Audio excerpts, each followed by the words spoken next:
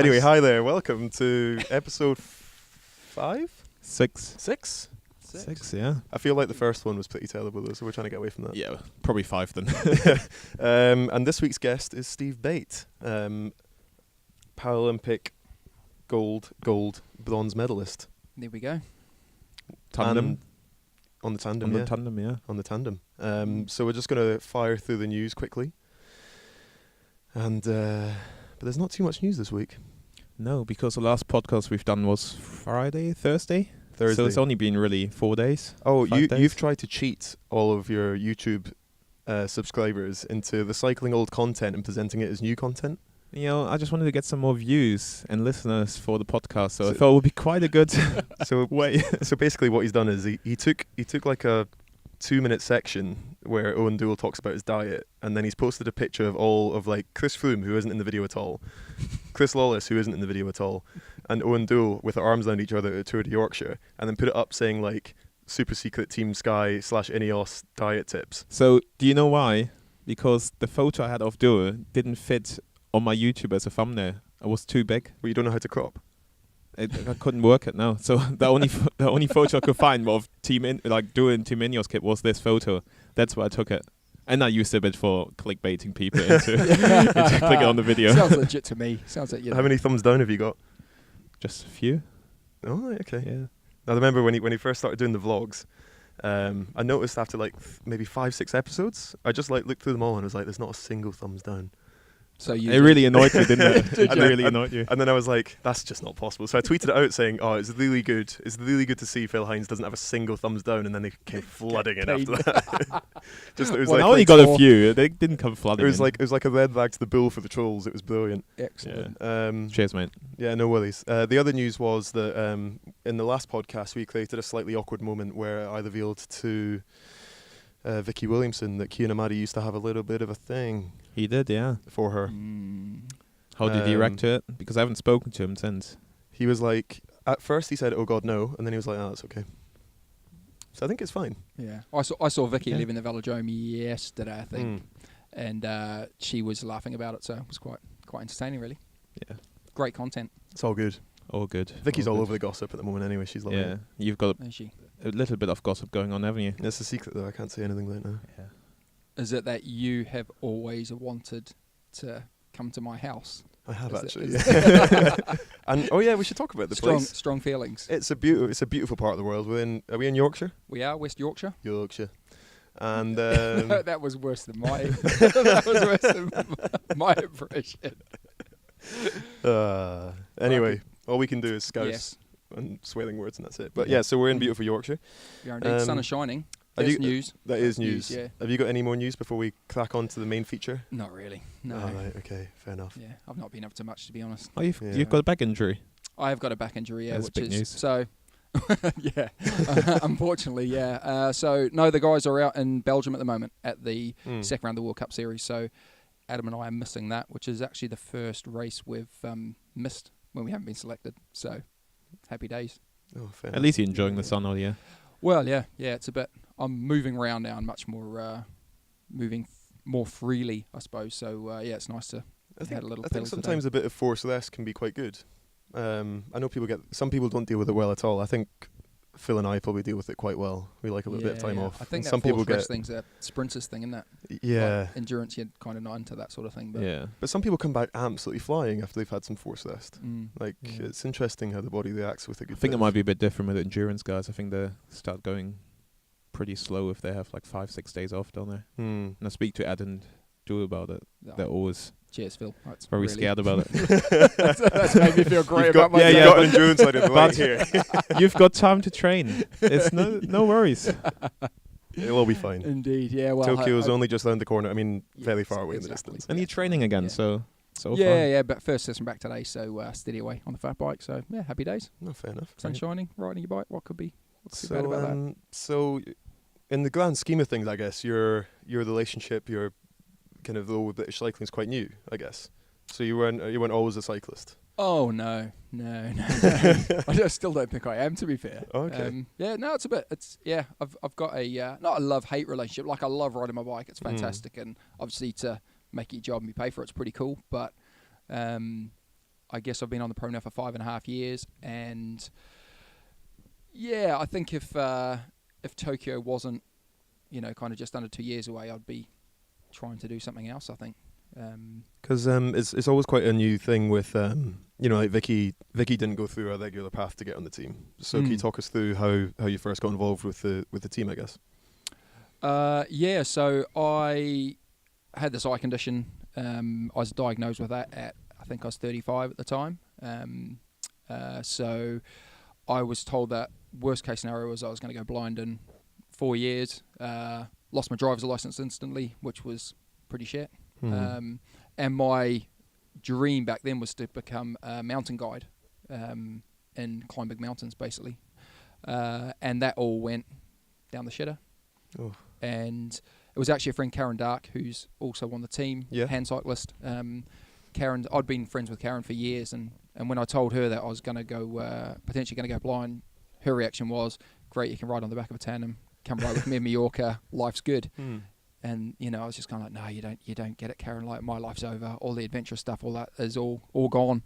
And she said, "Don't be a dick. Come on, like, get stuck in." So it's a bit of tough love, that, isn't it? I guess? Yeah. It's probably what I needed, though, to be fair. And then it took me about a year I had a bit of a climbing thing going on at the time. So once I got that sorted, I got in contact with British Cycling. Went to a Para Talent ID Day, and it kind of went from there, really. Oh, fair enough. So explain a little bit more that kind of love-hate relationship with cycling then, I guess. So I guess obviously you're like previously really active guy, really into outdoors, so I guess that's the love angle. So where's the kind of little bit of the downside to it, I guess? I think is as you guys will know, you're very restricted, aren't you? If you want to compete on the world stage, you're very single-minded, very focused. You can't sit here doing Podcrash, drinking beer, can you? It's outrageous, Phil. Yeah. So you have to be very focused, and obviously that takes you, that focus takes you away from other things with your wife and other adventurous stuff that I'm obviously very passionate about. I guess I always kind of put it down to the race calendar, but it seems like the Paralympians have a little bit more flexibility than the able-bodied guys in terms of the race schedule. I think if you've got, maybe it's different with the road, but it's definitely with the trackies. Like sometimes they wouldn't even have a world championships. Yeah. And I always find that really hard to kind of, because obviously you say if you want to be the best, you have to have that commitment and drive. But if you go a couple of years without racing at all, it must just start to knock you a bit. So, I don't know. Do you feel like you have a little bit more flexibility than some of the other guys? Yeah, I mean probably a lot. Certainly the guys that ride the track, they're living the dream. Really, I should have been a sprinter, power sprinter. Would have been the way forward, I reckon. Race twice a year and happy days.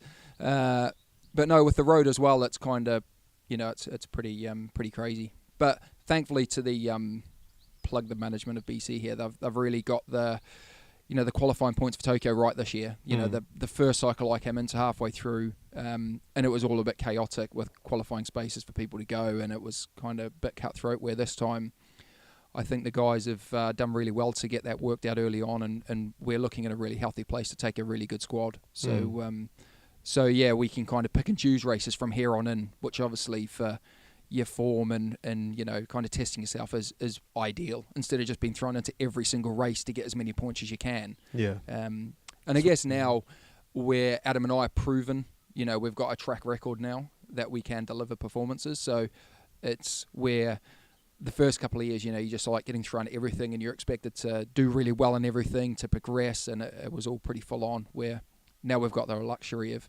kind of having that track record, and people are a bit more relaxed. We had to go to every single World Cup before Rio, didn't we? And that stretches you. Yeah. And we were always thinking, like, if you mess up this competition, we would be struggling to actually qualify for the Olympics. So it was quite a stressful period, wasn't it? Yeah. No, it is. So I was kind of thinking of, I guess one of my questions is that, obviously you guys won in the individual pursuit and the road race and the OTT, but as, from Duggleby's, Adam Duggleby, your pilot, means the front guy in the tandem who steers it, but also pedals, which is a nice benefit as well. Bonus. Yeah. you're. It seems like both of you train a lot longer than those actual events. Like I see Duggleby doing 100 mile TTs. Like what's the kind of longest event you've ever done in one go? I've seen some crazy statistics, like riding through the night and all this kind of stuff. Yeah, I think probably the longest without kind of, I say stopping, was probably riding the length of Scotland last year. So it was about I think it was 501 kilometres in about 20 hours straight. Jeez. So both of you are kind of loving the distance, it's fair to say. Yeah. I think that side of things, I think my physiology certainly is suited to that more than kind of, sprinting type stuff, which has obviously led me down the endurance path. That might be an age thing as well.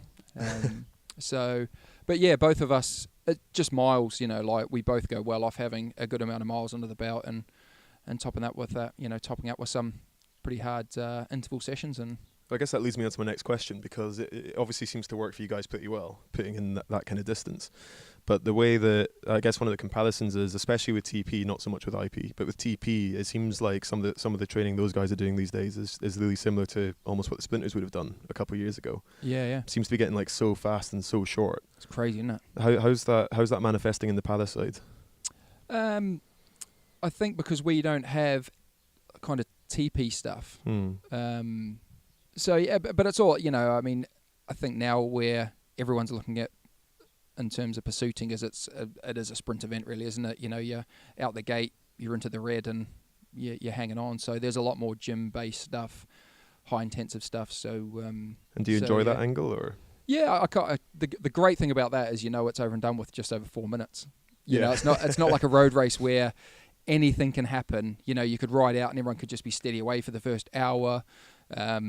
Or it could just, the shit could hit the fan in the first 20 minutes and you're in the red for the rest of the race, chasing on or whatever. So, it's very prescribed, isn't it? Riding the track, it's very kind of, in those individual kind of events, obviously not in your sprinting Karen events and stuff like that. But a lot of the TP guys struggle to actually go away on the road. So, well, it's becoming so specific these days. I think. So for you to do both, it's actually probably quite hard to manage, because you need to have some kind of fast twitch to go well in the IP, and then you need to have the endurance for the road. So yeah. A lot of the TP guys, like Adam, them, they're terrible on the road compared to like the and some of the good road guys are struggling just to get on now as well. Yeah. It's a funny old balance. So I guess it's your introduction to cycling is probably a little bit of a kind of love-hate thing almost, because obviously you got this pretty disruptive diagnosis, I guess.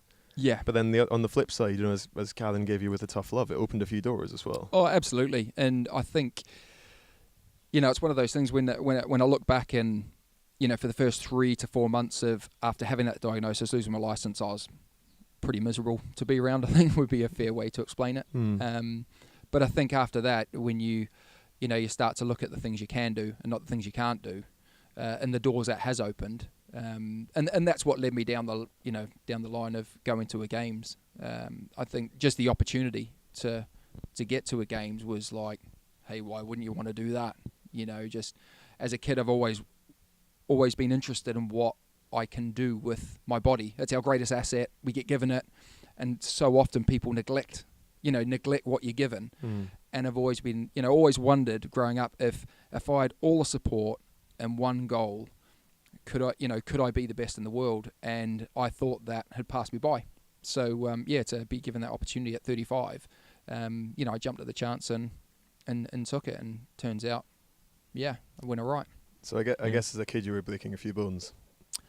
Not really, so to be honest. Oh, okay. No, not really. I was pretty lazy as a kid. I didn't, I never won anything as a kid.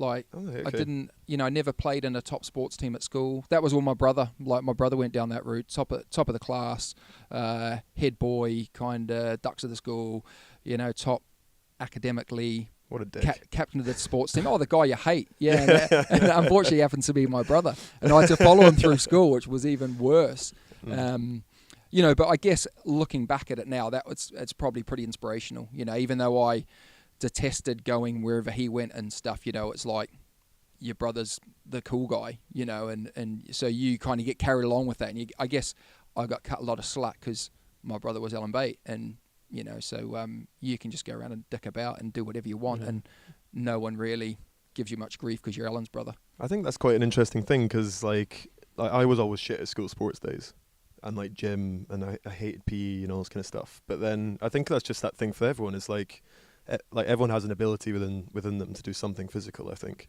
And whether that's like short twitch muscle, fast twitch muscle, endurance, sprint, or whatever, like I think everyone has a niche out there. It's just about finding it. And to be honest, growing up in Scotland, you've pretty much got the option of football, and that's it. Yeah. And if you're shit at that, you're shit at everything, basically. Yeah. It's a bit like that in New Zealand, to be honest. It's just rugby, isn't it? Like it's the same I was same a little sort bit of better thing. at that, Did you have school sports day in Germany? Yeah, we did. Well, it wasn't as advanced as the UK, where we tried different sports. Now you see like schools coming to the velodrome doing track sessions. You just did your normal athletics sports day, and then that's it. And no one really cared. Football was the main thing, like in Scotland. But I found rowing and followed my brother into his footsteps. He was German champion, and I always wanted to become a rower, but unfortunately I wasn't tall enough. So I managed. I got put into the boats to Cox. That's so, it. Down to the ground, doesn't it? So I was pretty devastated with it and started cycling because of that reason. And then when I was 14, 15, picked up my uncle's steer road bike and just started cycling and joined local cycling clubs. And I would have thought you would have loved being at Cox. No, I hated it. I liked it sometimes when it was cold and you didn't, your fingers are burning rowing. But no, I hated it. And I was like devastated because I had on the erg, I was the strongest guy. But because I wasn't tall enough, they just put me in the boats to Cox, and I had enough of it and switched to cycling. Yeah. So let's talk a little bit about New Zealand, I guess. So obviously you're quite proud of your New Zealand heritage, hence the tattoos and things like that. So I guess when did you come over to the UK and how did that whole transition from riding, I guess from growing up in New Zealand to end up riding for GB? Yeah, I moved to the UK. Well, I didn't actually move. I came over here on holiday in 2000. So my brother had left 6 months before I had. Okay. And so I was basically coming over here before I trained as a carpenter. And that's what I did, built houses. And so before I built my own house in New Zealand, I said to my dad, maybe I should go and see what Alan's up to over in London, because he was having a right laugh. Okay. And he said, go and do that. The house will always be there. And so I basically booked a ticket. Plan was to come across here for 6 to 8 weeks, catch up with my brother, see what was happening, go home, carry on life as normal, and I'm still here. I just decided that, after I think we arrived here in July, we went to Spain for running the bulls. Then in October went to Germany for Bearfest in Munich, and I was just like, this is mental. So I basically spent, I think, my entire savings for buying a house with my brother and I not working in pretty much a year. How old were you at the time? Living in London, 22, I think. Oh, fair play. So it was good times. It was really good fun. And then all of a sudden I thought, shit, I need to do something here because I'm running out of money really quickly. So I just started working in London as a carpenter, made really good money, and I just found the passion for traveling really and exploring different cultures and seeing new things and basically going on these wild kind of, like running the bulls and stuff like that. It's just mental. So I think that's also something that's like really interesting within the para team is you get a lot of athletes in there who have done other things. Whereas with the able-bodied, a lot of them have never had a real job in their life. It's a pathway, isn't it? It's a pathway, you picked up I guess, and this is being stereotypical, I suppose, you picked up as a junior, when you show talent or you've done it more than anyone else, whatever, and you're kind of in that system. Whereas, the para guys are really interesting because it's just a random mix of people and how they've got onto that squad. Everyone's got a different story, so it's pretty cool. And some of the army guys, like, stepping on mines and things like that and telling their mates to get away and all that kind of stuff. It's holidays in Thailand. Or holidays in Thailand where they get into trouble. It's pretty interesting when if you sit down down with them. If you're listening now, you know who you are. So I guess that's probably somewhere where you have a bit of crossover because, like, not to say that you switch nationalities, but both of you have kind of grown up in a different country to the UK. But I say you've probably had a little bit of a different experience. It's not always been totally positive within the press, like having you come from Germany, I guess. No, I got quite a lot of slug, didn't I? Being called a plastic Brit. That was a big thing before the London Olympics, about how many non-British-born people. Won gold medals, I believe. Yeah, or even like are in the Olympics medals, competing for Great Britain. Yeah. But not everyone gets a choice to actually be born in that's Britain. Right. Yeah. And my dad is British, was based in Germany with the British Army, and that's why I've grown up in Germany. And Well, has your experience been pretty positive on the whole, I guess? Yeah, to be honest, it's not like there was it was funny because when I moved, I think when I first got my citizenship and nationality, there was kind of this question that almost like the media at the time were asking about, well, are you Scottish or are you English? And I was living in Scotland at the time, so that was quite a funny thing. And I'm very, I'd lived in Scotland for 12 years, so I'm very passionate about living in Scotland. But I didn't really want to, just be, my grandfather's English, which is why I've got an ancestry visa to be here in the first place. Yeah. For as long as I was. So yeah, it was just a bit weird. People are like, so what you're going to be? And it's like, well, I'm a Kiwi. That's where I was born. But so now I just sound British now. It's easier to Well, you had that same question with Commonwealth Games. Yeah, I'm pretty sure I had the choice to choose who I wanted to ride for. Yeah, haven't been asked directly because if you're in British cycling, you just go to England really because Scotland is like the individual. Well, Scotland's a lot more fun though. Yeah, we have a great time. Yeah, hey, if you're in any doubt with that, look at the Gold Coast vlogs from you. Look at the Gold Coast vlogs from me. I was going to say, it looked like you boys went out there to ride bikes. We had a hell of a time. Yeah, it looked a lot more fun with the Scottish team. But I had a choice to choose where I wanted to ride. Chose England. Picked up a silver medal. Yeah, and you immediately became more annoying as soon as you went with that as well. You're like, England! Did you have the choice to choose? I think we got offered to go to the commies, Adam and I, but I kind of turned it down because we don't. Pursuiting's not an event there. It's just the tandem sprint stuff that's there, and when you got guys like Matt and Neil and Pete and James who are obviously our teammates, and that's what they do, and I didn't want to go out there just to participate. Yeah, just to, and as well, I think it was, we had our worlds. I think 3 weeks before that, so the guys went straight from Rio straight to the Gold Coast, so I think it was going to be a trip away for about 6 or 7 weeks, and I just wasn't into it really. It would have been a great holiday, but then would have felt guilty with my wife back here working, trying to look after the dog and balance everything while I was just having a jolly, which is what it would have been really, because you just have to tell her you're really, really busy and it's really hard work. Exactly. I've tried that before, mate. She sees through that now. she knows cycling's a con. Oh, she got into it now. Yeah. It's probably when I tried to do the lead hook crit. I even managed to convince myself I might be competitive. And then within 2 laps, I was like, absolutely not. Got dropped straight away. But I may as well just go to this rooftop bar in Brooklyn and enjoy it while I'm here. Yeah. That's funny. So we're going to have a quick break now and reset the camera. So apologies last week where we had no video last time. Actually, if you watched the whole thing, you would have realised the video cut off. So Phil wants to say sorry for that. Yeah, I'm sorry I didn't reformat the card. So we'll be right back. So I spoke to Duggleby, and he really wanted to know who is faster, you or Duggleby. I would think I'd think Adam's quicker. You think? Yeah, I reckon so. Yeah. Numbers wise, I think I produce more power, but I'm slightly heavier. I think power to weight, he's probably slightly edging me. Yeah. But he's had 17 years of experience. I've been doing this for 5. Like, what's he been messing around at? He's been doing it since he's been 15 or something, hasn't he? He's not going to stop until he's going to be in all the Masters categories until the day he dies, isn't he? Yeah. He's TTing. Like, they love him at TTs. It's hilarious. Like, when we started racing together, I'd turn up at a TT and people would just be like in awe of him. It's like, oh, all right, Adam, all these old boys and stuff. Properly. Is he like a hero there? Oh, yeah, absolutely. So that's why he thinks he's the dog's bollocks when he walks into track. Yeah, clearly. He gets all these old boys picking him up. Yeah. It was a really weird thing, and then you'd so like for the first year, I suppose, we rode together. Just turn up and what are you going to do today? Adam goes, and Adam would be like, oh, I'm riding a tandem with this guy. He's power and stuff. So yeah, I'm riding for GB now and stuff. And all these ones, and then we'd go out, twat it round, generally break a course record, do whatever, and come back. And, I'd just stand in the background while they were all like in awe of Adam.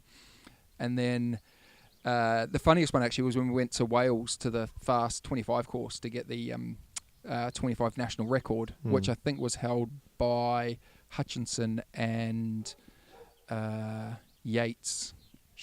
So, pretty decent combo, to be fair. And we got out the car there, pulled the tandem out. Adam had raced a 10 the day before, drove down to Wales. It was an early start. And there was a couple of women in the car next to us, pulled the tandem out, and they were like, oh, we were here when Yates and Hutch got the record, and you won't beat that. They did 70 mile an hour down the hill across a roundabout, and Adam being Adam, like, for those of you who know Adam, was just super blunt. He's like, he's proper Yorkshire, and he was like, that's what I've come to get. And they're like, oh, you won't get that, and he's like, we'll see about that. And we did break their record, which was pretty funny. And then in the clubhouse afterwards, everyone was walking up to the board, and like in TTs, they're so eccentric. There's a board up with times on it and things like that, and people walking up going, and then turning around to the audience like, is this a mistake? I think that's a course record. Is this a mistake? Who are these guys? And at that point, I think we'd just been issued with the Rio kit and stuff, which we're allowed to wear the games kit, leisure wear, and so I think Adam probably had a hoodie on or something. It's like, oh, these two are going to the games. He's and always like, got something on the go. There we go. He's wearing the whole outfit. That's he goes to Asda in the whole outfit. Oh, cool. No, you're fine. It's all right. Lovely neighbour. Hello. Got a parcel. We've always got interruptions at some point. It's fine. So it's pretty funny. Like he's a proper icon on the TT scene, Adam, and he's a to be fair, he's a weapon. I didn't actually know that well. I just thought he had amazing self-confidence. Yeah, I remember the British cycling dinner once. This probably sums him up. I think it's just how he is. He'd added quite a bit to I was drink. did he get hammered? He got absolutely slaughtered, and it was in the the grand ballroom in the Hilton. That was the massive. that was the gala, wasn't it? After the game, he was hammered there, and he was very happy with himself for. I think he had an MBE by that point as well. It'd gone to his head, and this ballroom must have sat a couple hundred people at tables. That was massive, wasn't it? And I was we were literally pretty much at either end, and he shouts at me and goes, "Oh, it's Callum, you fucking C-word." Across the whole place. You got journals there, you got HSBC was there, all the rest of it. And then all of a sudden you just see him getting shoveled away by John Pett at the end of it. I think that night he was trying to, his goal that night for whatever reason was he was trying to lick John Norfolk's face. So John Norfolk, for those of you who don't know, was our head coach for Para. And so all night I think Adam was trying to lick his face. So how old is he? Adam or John? Adam. Adam. Good question. About I want to say 33 or 34. You'd say you guys work together pretty well as a team, though. Yeah, I think so. Yeah. I think. He's amazing on the front of a tandem. There's people that can ride a bike, but I think Adam had been riding a tandem with his dad for quite a few years. So he, naturally, I guess he's just he's very strong. He's very short and stocky. Because I've always found it quite impressive. It's to ride a tandem on the back. I'm not a very good passenger on the back of a tandem. I always try and steal it. But to be visually impaired and on the back, and to invest that much trust in someone, especially on a road course, going at 70 miles an hour probably on some of the descents, because that's going to be some mass. It's quite a trusting situation to be in, I guess, isn't it? Yeah, I guess. Or do you just switch your brain off to it a bit? Yeah, I guess because I've never raced solo. I've never had that, that feeling of control, I guess. So, my experience of racing bikes is on the back of a tandem. So I've never had that issue with I wonder what it'd be like to, do everything. And, a big part of that, and certainly this sort of sums up, not that I want to blow any more hot air up his ass, because, I've already said he's really good, but just before the Road Worlds in Switzerland in 2015, I think it was. It might have been 2016, the games. No, it must have been 2015. It was a really horrible hilly course, and we were out in Yorkshire at home on the tandem training, and we're going down an ascent. I can't remember which one it was. Crazy fast ascent, couple of twists in the road. And Adam had said at the top, we're out to do 100 miles that day. I think we'd done about 60 odd miles. We're heading back, and Adam said, we'll get the Strava on this descent, because Adam Duggleby is a lover of Strava. Does he drive to segments, roll up, like warm up on the rollers, then just do that single segment when he gets the wind? No, he's hardcore. He'll ride out. So, Oh, yeah, he'll definitely ride out. Yeah, he's not a cheat. You know, he'll pick the tail and then ride out to it. But so yeah, he said, "Oh, we'll get the segment on the descent on this," and so we cracked on a tandem, and we actually double punctured on the descent. His Strava file shows we were doing 50 mile an hour on the tandem when we double punctured, and I remember saying to him, I remember the front of the bike going a bit crazy. And I remember saying to him, like, I had no idea what had happened. I was just like, just let it roll, mate. It'll be fine. And he's like, we're going to fucking die. But he was, you know, so we went, and there was a corner coming up. It was pretty clear we weren't going to make it round the corner at the speed we were going with the front flat tyre. And there was a car coming the other way on a motorbike. And I remember when I realised what was happening, looking over his shoulder and seeing an oncoming car on a motorbike, and I just thought, this is going to be it. This is game over. Yeah.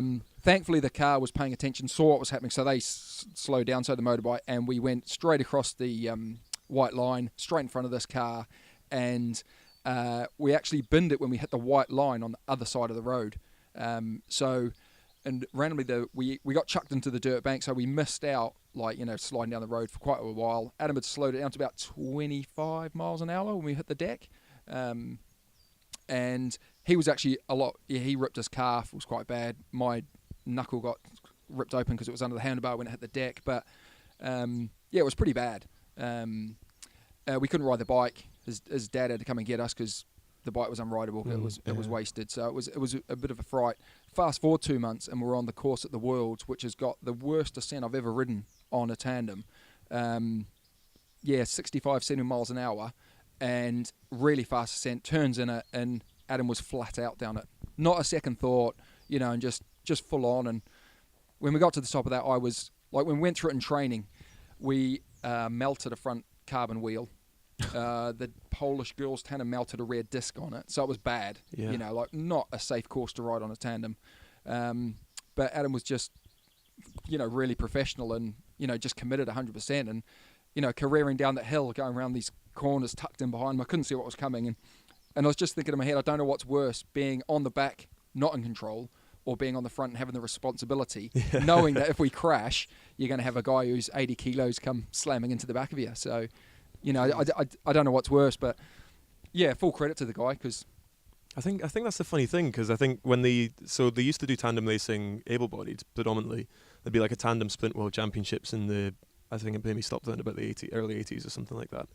But I think now, like, the physiology of a lot of the Paralympic riders is so strong that, like, they're really pushing these bikes to the limit. Like, you see, like, Neil and Pete snapping a carbon frame in half.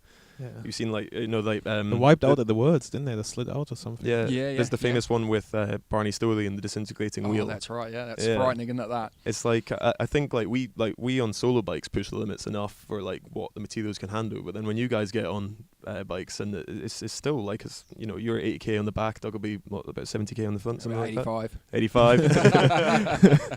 There's a lot of force going through those bikes. Yeah, absolutely, yeah. I'd like to give it a go. Tandem. Never been on one. I did the tandem sprint championships once. How did it go? Badly. Who did you do it with? Do you know Bruce Crowe? Yes, I know. Yeah. More famously known for... How did you not... Why did it go badly? You're pretty strong riders. Well, because we both thought we were in charge, even though I was definitely in charge. So you were you were on the front. I was on the front stealing, which is weird because at the time I was like 16 years old and I've got this like 30-year-old man on the back. It shows how much he kind of valued his own bike handling skills. I don't blame him, to be fair. Yeah, but I just remember like because he always liked to go early and I didn't. So I was just sitting there, and all of a sudden, like the bike's just taking off, and he's putting down like 2,000 watts behind me. I'm like, what the fuck are you doing? Slow down. Like, not yet. And he's like, we have to go now. And then, like, obviously we got absolutely dicked on by the actual tandem riders that were there. But it's good fun, but it's amazing. I think it's one of the great things about Paralympic cycling is that it keeps that discipline alive. It's been taken out the able-bodied, and now the para guys are owning it, and it's something that's really good to watch. It's a bit of a shame that the sprint event's been taken out of the games. Yeah, that is a shame. I mean, this year at the Worlds, I normally don't watch that sprint on the Sunday, and I normally don't watch that because my race is done, and I'm pissed. If only. No, I went in and watched the guys and girls racing, and shout out to Helen Scott and Sophie Thornall because like they are masters at the sprint stuff. Like just so efficient, cruise through the rounds, and it was just awesome to watch. It was really impressive and really inspiring to and obviously you got Matt and Neil and Pete and James who are just smashing everyone, and then they smashed themselves, unfortunately. But it was pretty amazing. There's always, as you guys know, there's always a lot of banter that gets flown around through what's harder, endurance or sprinting and stuff like that. Yeah, we're still trying to find out the answer. Yeah, I think to be fair, I've ridden a kilo and I didn't like it. So okay. I reckon. That's good. It's the first person ever. I know, we're building this up slowly. First ever endurance runner. Well, Kian Emadi's done both, and he said that TP is harder. No, he said it's different. So it's like, that's sitting on the fence, isn't it? Yeah, he's like, when you're a sprinter, it's all like neuro fatigue, so you just feel like stiff and you can't move, and everything's a bit of a struggle. And then when you're an endurance rider, you're just fucked the whole time. Yeah, you're just tired. Yeah, you just fatigue. You never, the best stuff out in 5 years of riding was a week before the games, which is obviously when you want to feel good. Yeah, but it was that that feeling of every day you wake up, just like. You feel like you've got energy. It's like, oh wow, I feel good today. Skip down the food hall. This is great. And that's one of the best things about being retired is like you can wake up in the morning and just decide not to do gym. Like, I'm a bit tired today. I can see it. Get yours out then. Yeah. So let's round off the cycle chat before we get into all the crazy and wonderful things that you do as well. So talk us through that Rio moment, because obviously it'd been quite a journey. Did it feel like a little bit of, not redemption, but did it feel like, because obviously like the circumstances of coming into cycling were quite damaging, I guess. Like they're quite emotionally difficult.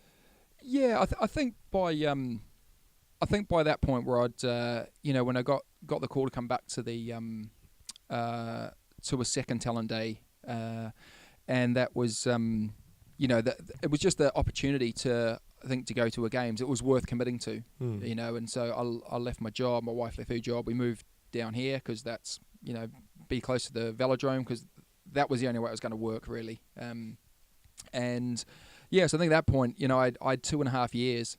I think when I started riding with Adam, we had 2.5 years. So I rode with Jason Queerley for a few months before that, which was ace. Like, what a pleasure. Yeah. Like, that guy's a legend. Got a lot of time for Jace. It was just 2.5 years, and it was, at that point, it was just, can I become a Paralympian? A gold medal wasn't even, it was just like, can I get to a games? That'd be amazing. Just to call yourself a Paralympian would be awesome. And then obviously that happened. You get named in the squad, and then straight away your mind changes. You're like, well, that's not enough. That's not enough anymore. My wife couldn't believe how quickly I went from, that was a 2.5 year goal to make that squad, to literally as soon as the phone call went down to say, yep, you're in the team, I have to win a medal. It was just instantly, it's like, I've got this far. The next thing is I have to go and win a medal. And I'd like to say it didn't matter. I didn't care what colour it was. And I was probably right up into, with that in my thoughts until the holding camp. And in the holding camp, we rode a full race day prep, as you guys know, in Newport, and we broke the world record in that training run. And then I think the realisation happened that actually we got a real sniff, and we got a chance at not only winning a medal but winning a gold medal here. Then you get to race day and you just think, oh God, it's like, I hope we can go as fast again. I always thought, hoped, believed we'd go faster on the day than what we went in training, obviously just because of the situation, as you guys know. And that was another thing as a kid. I'd always wondered, if I was put on the biggest stage in the world, could I deliver a world-class performance? And we found that out on the first day of the games, which was ace. So we're lucky. We qualified. We're in the last qualifying ride against the current world champions, who was Karen Darke, an absolute legend in tandem racing. So when I knew we were racing against him in the last heat, I was just like, oh, this is game on. This is how it's meant to be. Biggest stage in world racing against the best in the world. What a perfect way to measure yourself. I didn't find it overwhelming. I was really excited by that kind of prospect. And we went out and smashed it. The world record was broken. Paralympic record went from London pretty early on in the qualifiers. Then I think 2 heats before ours, the Dutch bike, who we raced in the final, they broke the world record, which I knew was going to happen. I knew it would go. And they rode the same time we rode in the holding camp, so it was just a case of us to kind of step up, and we did. So we win a second quicker again. It seems like a total whirlwind to go from like 2.5 years out, Yeah, to not being on the team to then being on the top step there. Yeah. It was that must have been like quite an emotional high, I guess. But like, yeah. Well, to be honest, it was in a way it wasn't. Like I thought, after we won the gold medal, I thought standing on the podium there would be like, oh, I'm going to cry and all that sort of stuff. But to be honest, I felt like I was going to throw up, which I'm sure you guys, we literally came straight off the podium, straight off the race, and went pretty much straight onto the podium. So it was pretty horrible. But I'm sure again, that sort of moment happened so quickly. Mm-hmm. You're just trying to process in your mind what the hell you've just done and try and take it in, and you're just getting pulled from here, there, and everywhere. And then, all of a sudden, you just come out the other side of that and you got a gold medal and you got to go to anti-doping. So, it's it was surreal. Like, it didn't... I think the amazing thing, and my wife said it was actually after the qualifying ride, we broke a world record, and then you've got a medal, and that's the great thing about pursuiting, is that you know you're going away with a medal. So even if you lose, it doesn't. It's amazing how quickly that. So I remember, like, as soon as you get into a semi-final, or no, I mean a major final in sprinting, and you've got guaranteed silver. Yeah.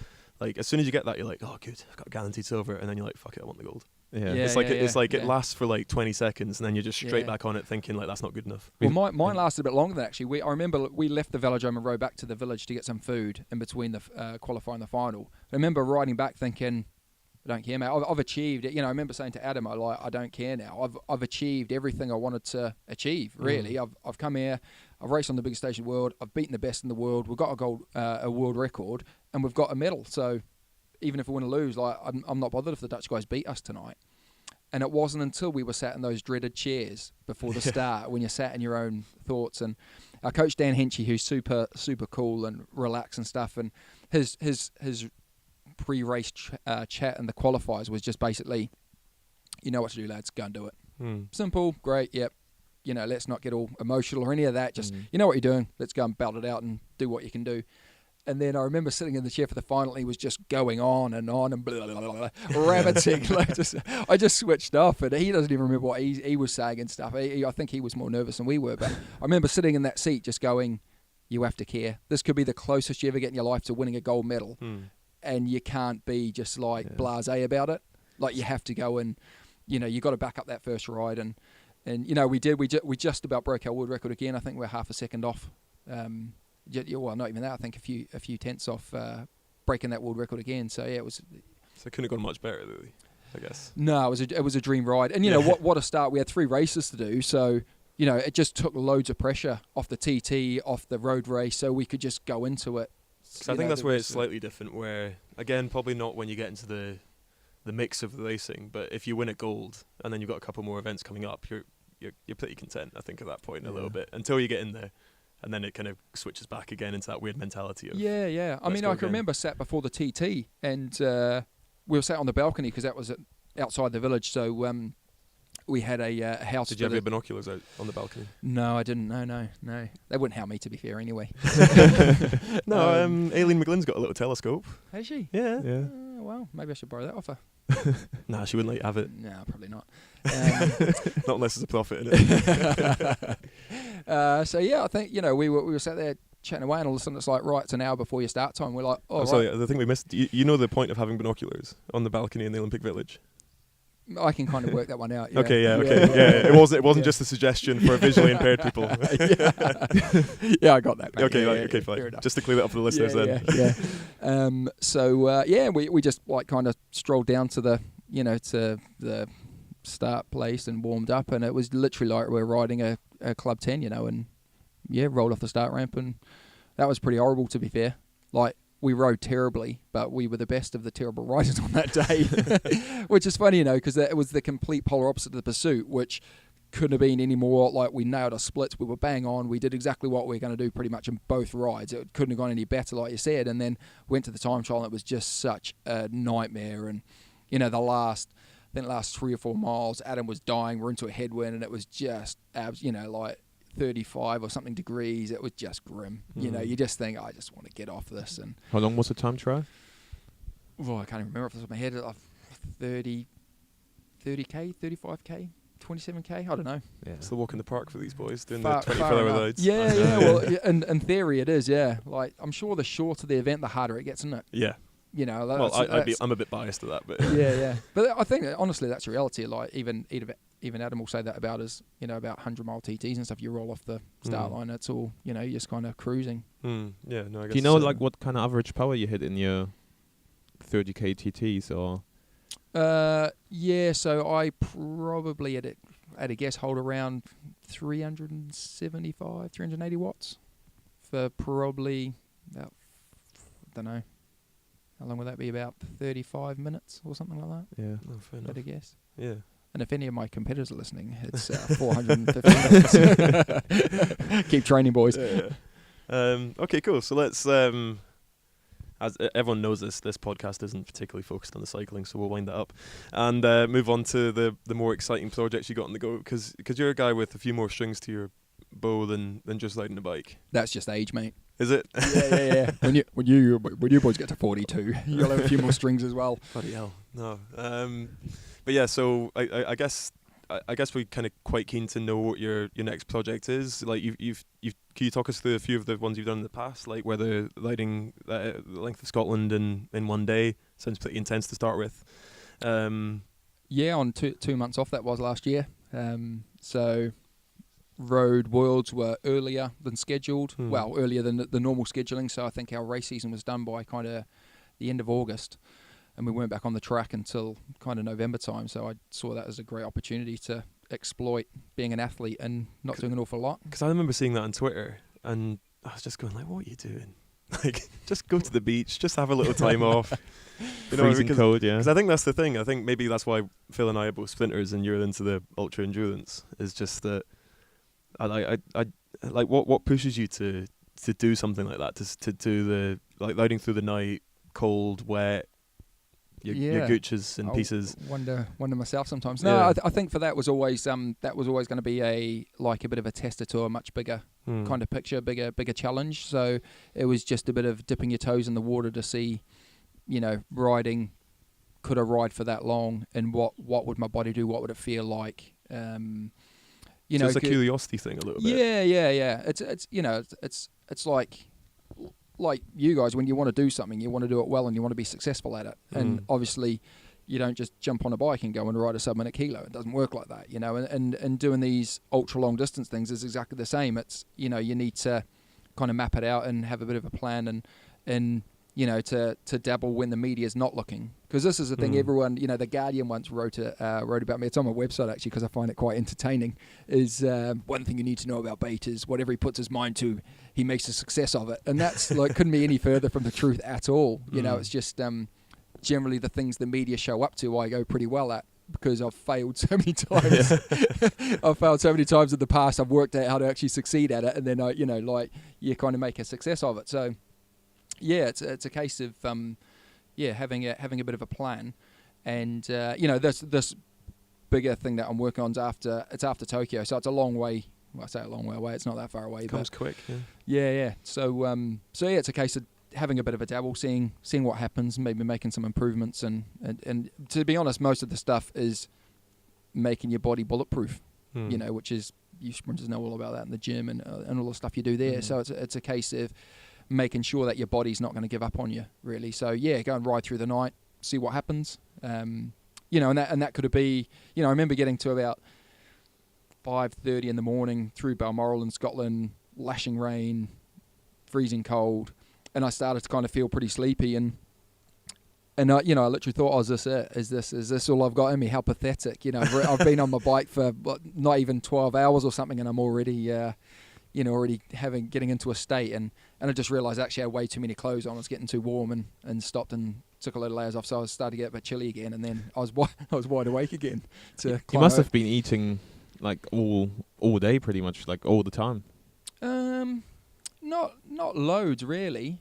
It's a good excuse. Phil's just trying to find an upside. Yeah. But so like if we go through like all your challenges, like, you know, whether it's been the Paralympics or anything, like what's been the toughest thing that you've attempted, would you say? It's funny because I got asked after we won the gold medal about Adam will love this. Okay. I'm going to mention El Cap. He's so sick of hearing about it. So am I, to be honest. But I got asked what is harder, like climbing El Capitan or 3,000 foot vertical rock face or a Paralympic medal. And as much as I want to say soloing a rock face, it's definitely a Paralympic medal because that's not on your terms. You've got to jump through hoops, you've got to be selected, all that sort of stuff. Whereas climbing a rock face, you walk up to the bottom of it, and if you're good enough, you'll get to the top of it. So that's all on your terms. And that's one that was in the Free Solo, the movie, wasn't it? Yeah, that's right. Yeah, and he did a solo without any without ropes a or rope. anything. Yeah. So I did the same thing as he did, slightly differently because I value my life. So I solo, but I climbed with a rope by myself. Climbed with a rope. It took. I think I worked out. It took me longer to climb the first pitch of the route than it did for him to climb the whole thing. Really. Goes to show you like what an achievement that that really is, or how shit I am at climbing. Either way you can look at that. But in terms of if you put that in cycling terms, he's up there with the Redgraves and Chris and Jason and guys like that. Obviously it's just next level stuff. He's very, very. It's like one mistake and he's dead. He falls down. Dead. Yeah. But you see, for those of you who watch that film, and I got sick of getting messages from most of the cycling team going, "Oh my God, have you seen that film?" It's like, yeah, I've seen that film. Is that what you did? No. Yes, but with a minor difference. Yeah. I watched Dawn War the other day on Netflix, and he was climbing on the same kind of mountain range. And what was the difference in that? So that was Tommy Caldwell and I think Kevin Jurison, So what they did was they free climbed, which means basically they don't, exactly the way Alex Honnold was climbing, but with ropes. But they generally on what they call big walls, which is like El Cap, so anything over 1,000 meters I think is classed as a big wall. There's a technique called A climbing, which is where you can use bolts, rivets and fixed protection, and you can pull on those and stand in slings and all sorts of stuff to make progress. Free climbing is when you're just using solely your hands and your feet to gain height. And the amazing thing about what Tommy and Kevin did was that particular face, the Dawn Wall on El Cap, was unclimbed and deemed like unclimbable. It's so steep, it's not until really you go there and you stand below it and you just think like, Jesus Christ, it's like climbing up a mirror. There's no holds on it. It's just crazy. So in terms of the technicalities, like what they did was way harder than what Freerider, the route that Alex Honnold did. But then in context, like Tommy and Kevin fell off hundreds and hundreds of times. See it in the movie. Which obviously Alex doesn't have the benefit of a rope and being able to do that. So, have you ever had any like properly dicey moments climbing? Yeah. I fell off El Cap twice while I was soloing it. But they were like, the first time wasn't a very big fall, and it was really funny. I fell off, and it was kind of like it all happened, so quickly. Kind of like if you fall off your bike or something, you're on the floor before you know it. And I remember thinking like, yeah, I'm a proper climber now. I've fallen off El Cap. The second one wasn't quite so glorious. I fell about 10 meters and ended up going head first down the wall, and that was kind of, am I going to stop at some point soon? So that and I whacked my elbow pretty bad, and I remember thinking, you're in the middle of like a rock desert, and you can get rescued off by helicopter and stuff, but you don't really want to have that happen to you. No, so it was a bit of a reminder of like, that was quite near the top of the wall. So I think I'd been going for probably 4.5 days then, and obviously starting to get either tired or complacent, one of the two. And I guess that's what I mean about my question about what's harder, because obviously with climbing there's a pity with that something could go wrong or you fall or really hurt yourself. With track cycling, especially like an individual pursuit, is really quite safe. Yeah, but relative. Relatively. Is that some? I guess that wasn't something that figured in your mind in terms of what was harder, because I appreciate it's out of your control, but from the other aspects, there's probably a bit more. Do you think there's a bit more adrenaline and a bit more fear involved in scaling a big wall? I think fear and fear breeds adrenaline generally, and that's something you don't want as a climber. So you want to be calm and relaxed and just kind of going through the moves without everyone thinks rock climbing's like this massive crazy adrenaline sport, and everyone's like, woo, yeah dude, and high fives and like back slaps and all that sort of stuff, but it's very calculated and very focused, which I think was great about free solo, as you saw how Alex Honnold, he can pretty much tell you every hold on that route, and how he'd kind of mastered that. So it's not quite as kind of like base jumping and skydiving and like woo, woo. You know, normally that's when it starts to get that's when you start shitting yourself because it's all gone horribly wrong. He's had some studies done on himself in the hospital, and it actually doesn't excite him at all. Oh, does it climbing? No. Yeah, there's something in his brain that it's nothing gets like a released. vertical angle Yeah, missing like Yeah. it doesn't excite him. He's just calm like we are here now. Yeah, they do like a brain scan, don't they? And they put loads of images in front of his face, which for normal people, you know, would be like Send him "Ooh, into sweat that's- or something, Yeah, yeah. that kind of stimulates that part of the brain. Whereas for him, it was just like, nah. And they call him no big deal, Yeah. like no big deal, Alex, because they're like everything to him is just like, yeah, whatever. Like It's Jason Kenny. nuts. yeah, pretty much. Jason, you up for the Olympic final? Oh, like, Yeah, that'd be good. yeah, okay, Yeah, okay. fine. Yeah. I guess I'll give it a shot. I've seen on He's your great, isn't he? Instagram you're doing a lot of slacklining at the moment. Yeah. So I've got back into slacklining, which is I haven't done it for a few years, and it's like anything when you put a skill down and don't use it for a few years, it definitely disappears from you. It's been nice. I think with just before Christmas, I really struggled with mentally about if I wanted to carry on or not cycling. Yeah. I kind of went through this process of if I go to Tokyo and I win a load more medals, is that going to make me a better person? Probably not. Is it going to make me more money? No, because it's para sport. There's never any money in it. Is it going to improve my profile? No. That's why I've come on Podcrash. Come to the wrong place, mate.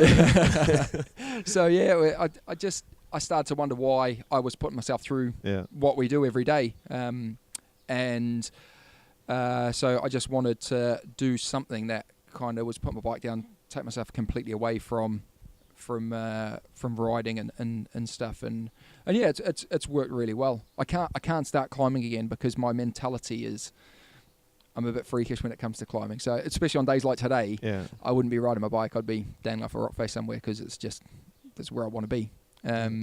So slackline's are great.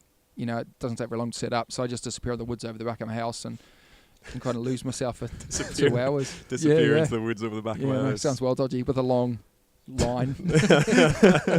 String it between a couple of trees and try and walk along it, which sounds really daft. But so we talk quite a lot about successful Olympians, Paralympians maintaining the motivation after successful games, because I mean I'll admit I kind of struggled, and that's why I'm doing something else now.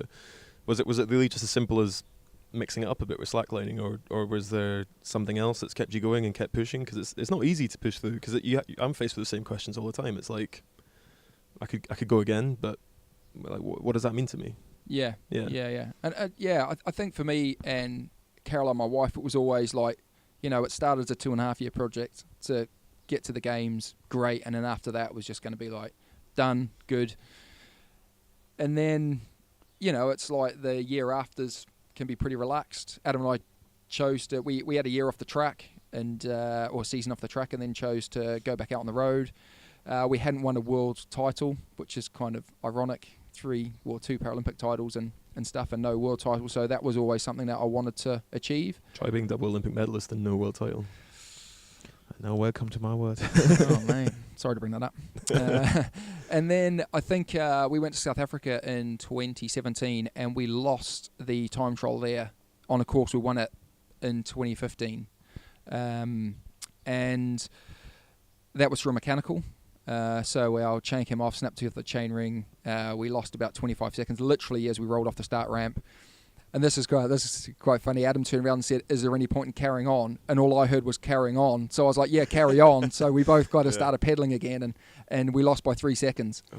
So that was pretty gutting, like funny, but gutting, because, you know, it's like you're standing on the podium watching the jersey get given to someone else when you know. And even the guy who was running the event from the UCI came over and apologised.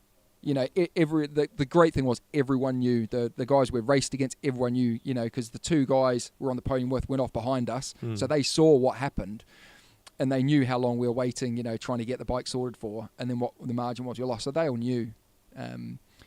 So yeah, it was a bit bittersweet, really. And then we had Track Worlds last year back on the Rio track, which was awesome. You know, to go back there, we liked the track. We knew it ran fast.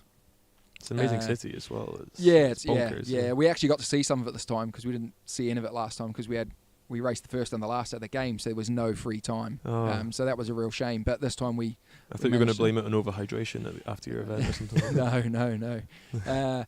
And then so we went back there and won the World Title in Pursuit. And as soon as we won that, I thought actually it'd be really nice to have the world title in both pursuit and time trial, the same as what we've got Paralympic titles in, because no one's ever done that before in tandem. So then all of a sudden the focus became that summer to win that TT in Maniaga in Italy, which we did by, I think that was a 17 or 18 mile course, and we won by half a second, so it was pretty tight. So yeah, I think I'm in a pretty good place at the moment. Well, besides being injured, like mentally, I'm kind of pretty psyched. Like I'm really keen to get back to where fitness-wise we were for the games, and I know our pursuit record's there for the taking. You know, it's a shame I got ill at the Worlds this year and the track world, so that didn't really go to plan. So we lost our title there, which was rubbish. But yeah, certainly fired up and pretty keen to carry on. But yeah, it's nice just to have something else you can put the bike down, walk away from, and go and balance on a line in the woods. Bit of headspace. Yeah, exactly, yeah. And I think the thing I like about slacklining is it's very similar to climbing. Once you stand up on the line, once you leave the ground and climbing, you're very focused in that moment. You know, you can't think about anything else or else you just fall off, which I'm pretty good at. So, yeah. And there's also, that's, again, like I was saying, it's a bit of a dabble into, like, I really want to get into high lining, so taking slacklining up really high off the ground. So yeah, it's getting good enough to be able to walk, say, a 30-metre line consistently, to then go and walk over gaps, 1,000 metres up and stuff. Still wear a safety harness. Yeah. I'm not, although people may see it as like what I do is crazy and risky, it's, it's very calculated, and it's pretty risk averse, really. I'm not I like living. I've made it to 42. I'd like to at least get another 42 years out of it. So yeah, I think, but that's a kind of common progression in slacklining is to start highlining and just, you get some pretty incredible places. Like the advantage is I'm really shit at photography, but you go to such amazing places, you can take shit photos and they still look amazing. So, fair enough. There you go. Follow me on Instagram for shit photos. Kian Emadi's pretty good for shit photos, to be honest. Let's talk about when you're doing those rides at night in Scotland, or you're setting various individual challenges.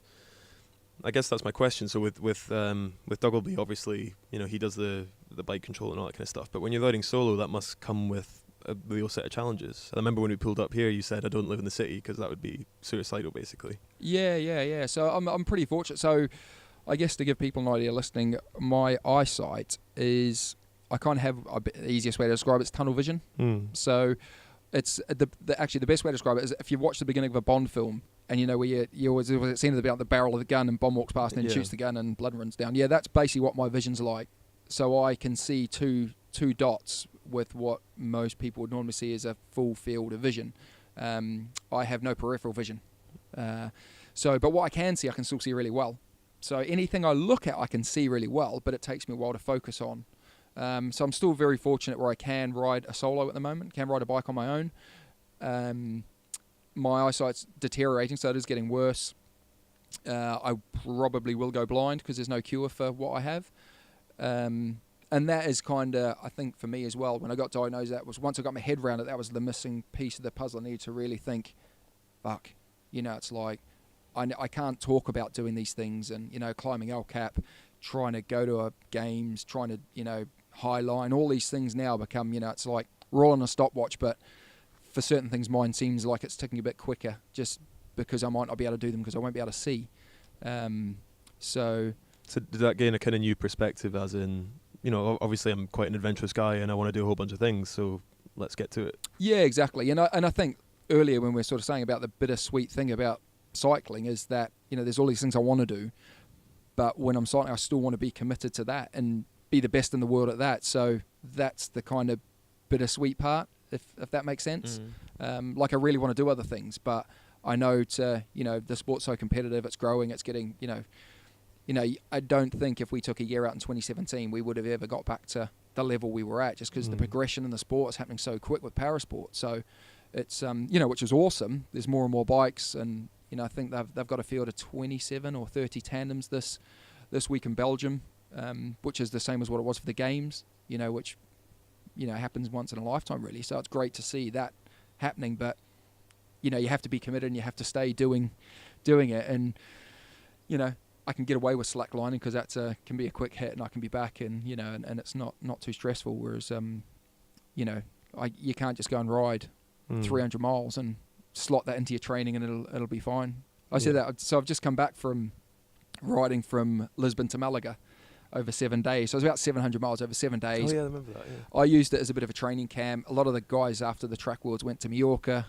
got a villa and spent 2 weeks out there, and I just wasn't inspired to go back to Mallorca. Yeah, it's a lovely place and beautiful roads and stuff, but just riding, I've realised riding point to point is far more interesting to me than just riding in a loop somewhere and coming back to where you started. So yeah, I kind of chatted to a couple of mates and we came up with this idea of, hey, why don't we go, originally I was going to fly to Berlin and ride home, ride back to Rotterdam, catch the ferry across and be great. But in May, that far north still weather's a bit, or April it was, I think, the weather can still be a bit dicey. So we went south for a bit of sun. Yeah, I saw your YouTube video you made about it. Yeah, just made that the other day. So that was pretty cool. That's the joy of being injured. You get time to do stuff like that. So you've actually funded your own documentary, haven't you?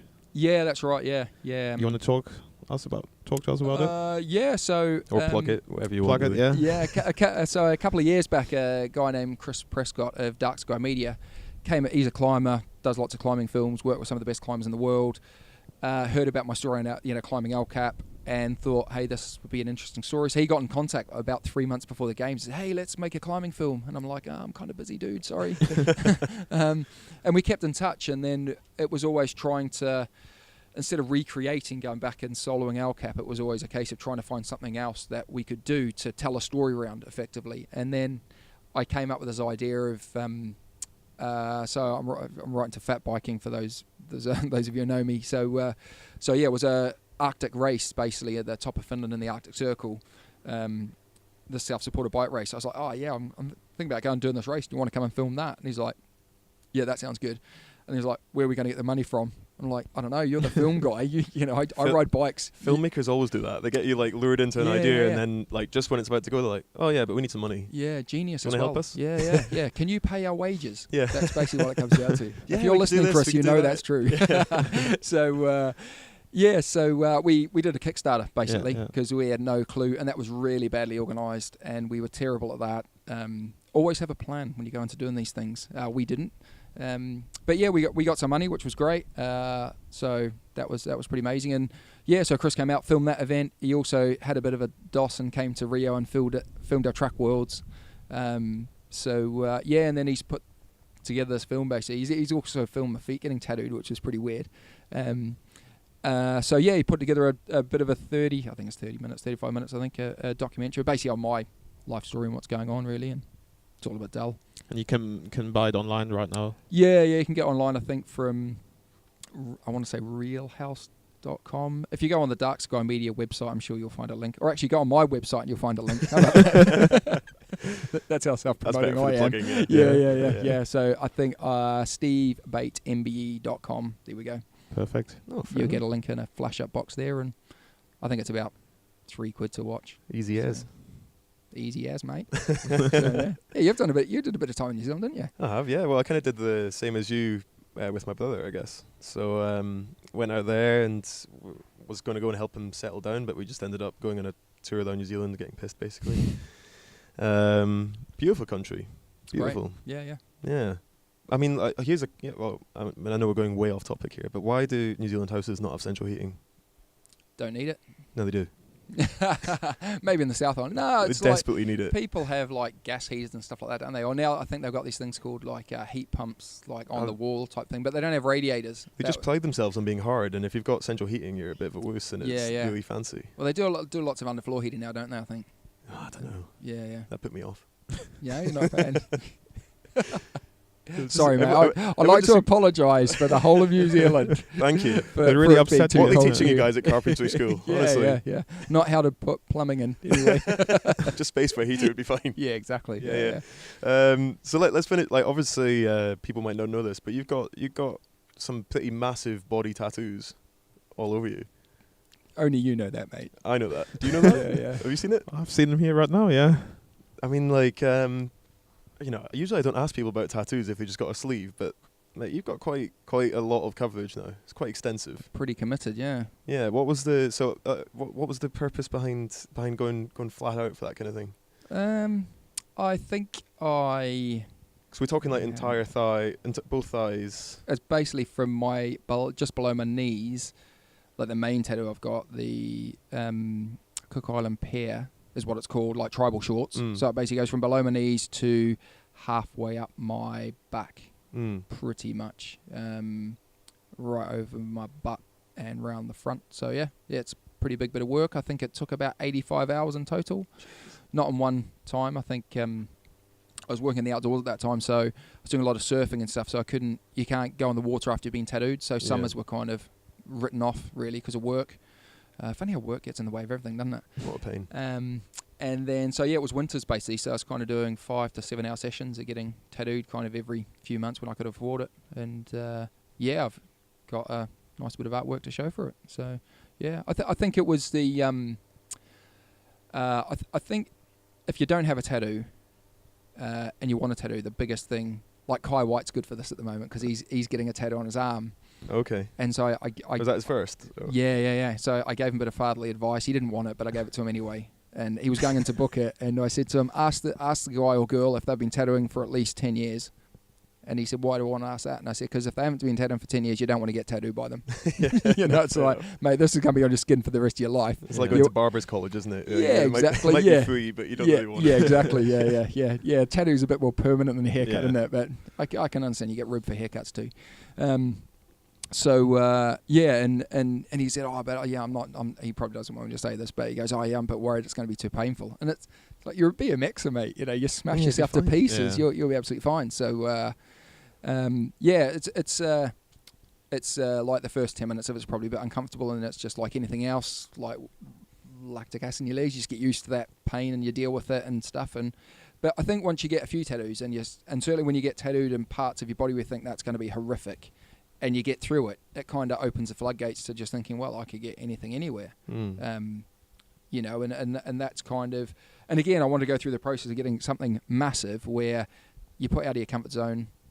And for me, I learn about myself when I'm not in my comfort zone. You know, when everything's nice and happy and great, you know, it's like you're just coasting along in life. Whereas I think for me anyway, if I'm out there doing stuff and pushing myself and trying to break down barriers in my own mind or whatever, that's when I get to learn who I really am and what I'm like. And I think that's why I like to ride through the night. And, you know, I want to go highlining because, you know, there's going to be a point out on that highline where you're going to have to deal with falling off, and you know, there's a massive void below you, and that's when I think that's when you understand really who you really are, and that's where you find your real self without being a bit all hippie and stuff about it. But no, I get that. It's kind of, a lot of people find themselves through adversity, I guess. Yeah, absolutely. Yeah. I guess Vicky Williamson, I mean, that's an incredible story. You know, it's just absolutely amazing. Sorry, I was going to say something really inappropriate there. Not about Vicky, but Kian. Sorry, mate.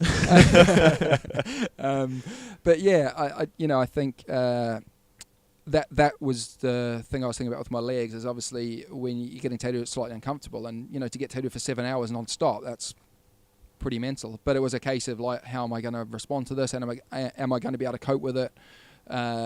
You know, it's not just a case of am I tough enough and, you know, I'm a hero because I've got loads of tattoos. It's more of a case of, you know, went in and it's like, right, somehow I have to manage the session. You know, I've got 7 hours to do it. Getting my ass tattooed for 7 hours is not pleasant, and I wouldn't recommend anyone does it, but do it. But it's, you know, it's just like anything else. It's a process of trying to control your emotion stuff with your mind and be logical about things, and not kind of drift off and, you know, just be like, oh god, this is really bad and stuff, and just be like, actually I can deal with this. And yeah, so it's led to loads of artwork on my body, like getting my feet done. Everyone's like, oh, you don't want to get your feet tattooed because that's horrible, and it is, which is a fair assumption, but I got through it. Yeah. You thinking of getting some tattoos, aren't you? Yeah, maybe, but it's probably going to be a bit like Kian Emadi, like until you take me there and put the cash down in front of the guy. The earring thing, I heard. Probably not going to happen. Yeah. But I guess like it sounds to me like, you know, you said the Guardian got you wrong in terms of like everything you set out tends to be a success. It seems like everything you set out to do is never by halves.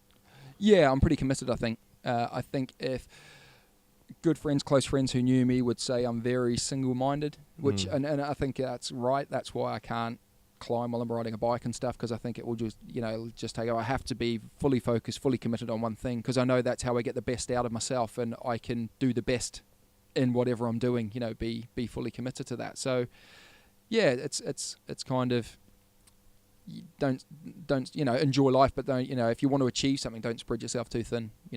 Commit to it, give it 100%, and if it comes off, it comes off. If it doesn't, move on. Yeah, it's like you got to find your niche. I always find people who are competitive with everything really annoying. Like they flip the board at Monopoly, and then they'll also like cut someone up in traffic, or they'll do like everything is just super competitive. They have to be the best at everything, and then they kind of by default become successful at nothing. Yeah.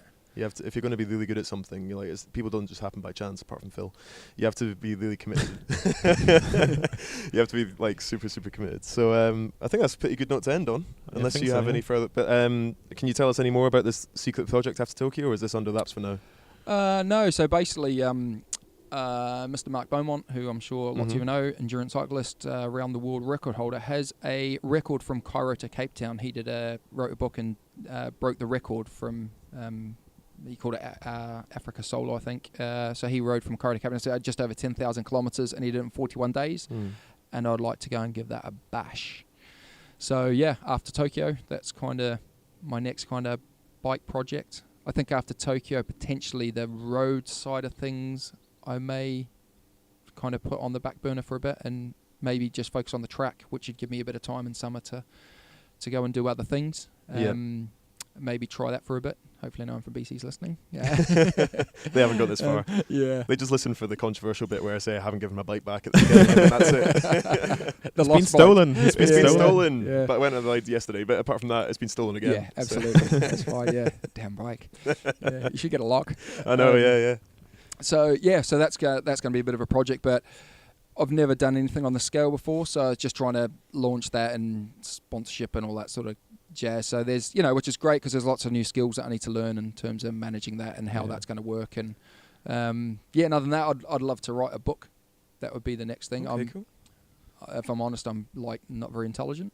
I didn't do very well at school, and I left at 16 to. There's lots of good authors that didn't do very well at school. Well, yeah, I know, but so that's another thing. I think after this endurance cycling thing kind of passes by, I'd like to challenge myself in another way, but not physical, so mental, because I've never really done that. So yeah, writing a book would be pretty cool. Cool. All right, we wish you all the best with that. I think that would be great. Yeah. And so I can't wait to see how the whole Africa trip plans out. Yeah, if anyone wants to sponsor the trip, contact Steve. You've definitely got the support of the Podcrash, which I know goes a long way these days. Well, the first sponsor of the trip. Yeah, there we go. We'll have some talks. Excellent. We can't hand over anything physical, to be honest, but we can give you all the well wishes in the world. You said you would be helping him. Yeah. Can I borrow your bike? Yeah. Can I borrow your bike? If you've got it back by then. If I can find it, you can borrow my Cervelo. Is that all right? Yeah, I mean, it just comes and goes, I mean, it's all these burglars who just keep messing with me. Yeah. It's the same like your car. Well, no, the car's gone. That's gone for good. But, every time I need to go on a cycle, I just find it and then put it back and I've lost it again. Right, on this note, I think we should end it. It's mental. Thanks for coming on. Yeah, thanks very much, mate. Yeah, it's been a pleasure. Right on. Cheers. Tune in next week.